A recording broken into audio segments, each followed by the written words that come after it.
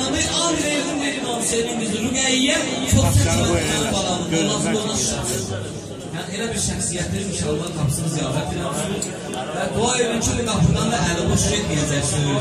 Allah bu toydan mübarək eləsin, uzalı bir salavat deyək.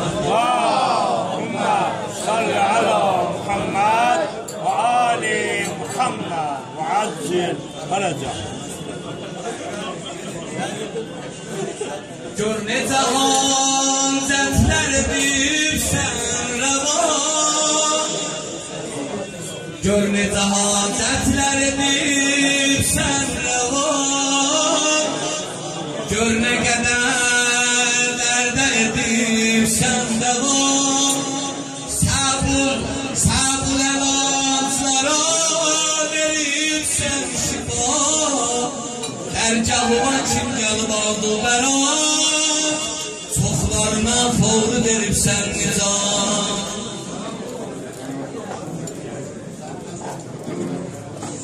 Borc-ı həya ulduzusan Fatimə.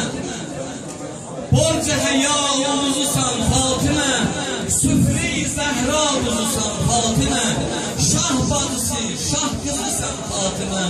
Fatimə ey Fatimə